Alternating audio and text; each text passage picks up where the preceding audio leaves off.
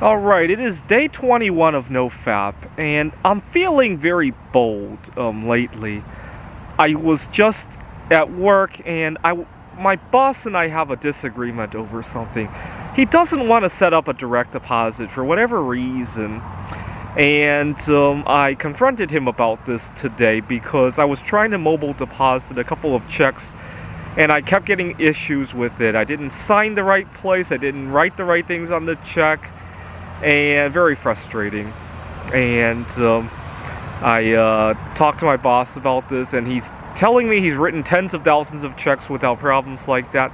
It's not necessarily a problem, but it's an inconvenience, right? After I put in a lot of hard work at my job, I hate having even more work just for the ancillaries of work, right? I really hate that.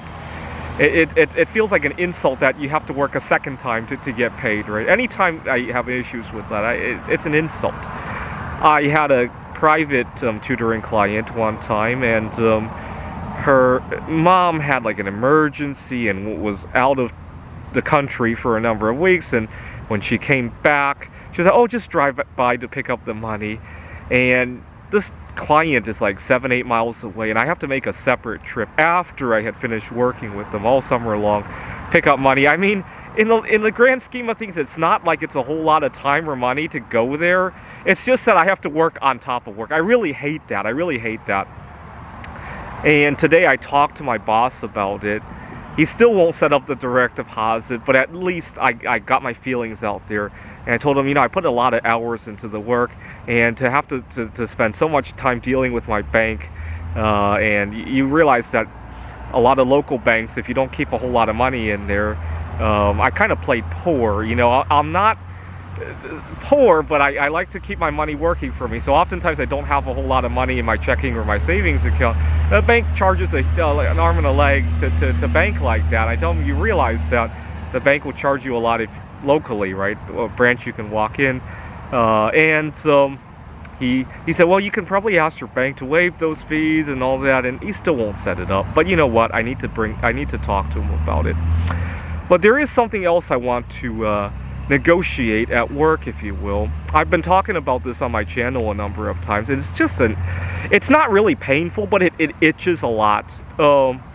We have a half an hour break in between two classes, and I was trying to go to Five Guys one day. Five Guys is one of the fast food restaurants where I can find something to eat, and I didn't have a whole lot of time to eat. And to be fair, a lot of days I'm in the middle of a fast during that break anyway. A lot of other times I bring in something that will work. But I really, it nags on me how recharged I would feel if I could go to Five Guys, have a nice sit-down meal, and then go back to the classroom. So I'm thinking about talking to either the students or my boss and say, you know what, next Tuesday I have a personal event. Is it okay if we start that second class like a half an hour later, or maybe even 1 hour later, something to that effect?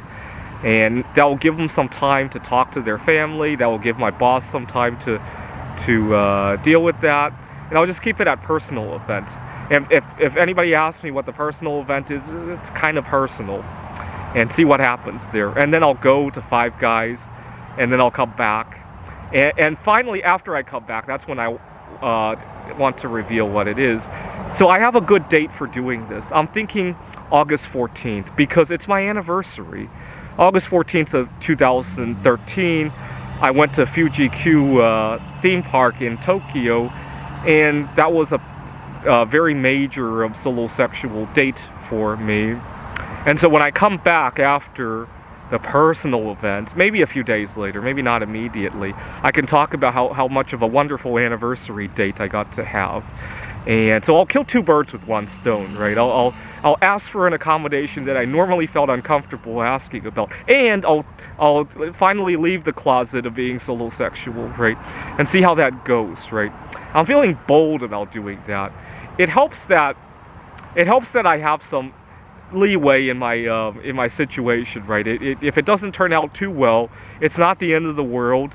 But I want to give it a try. If you guys have any fine-tuning to this strategy, or any prayer that you want to say for me, feel free to leave a comment. But 21 days no FAP, all of a sudden, all this huge surge of confidence and feeling like I can finally speak for myself. I really wish my boss would set up that direct deposit, though. It's just such an annoyance. I mean, in the grand scheme of things, it's not the end of the world. To give you an idea of how freaking annoying it was, the other day, the check bounced back like 3 times in a row, and I ripped that check to shreds. And I had to tell my boss, you know, I thought direct deposit had gone through and I destroyed the check. And he wrote a new one, but it's just really frustrating to all of us involved.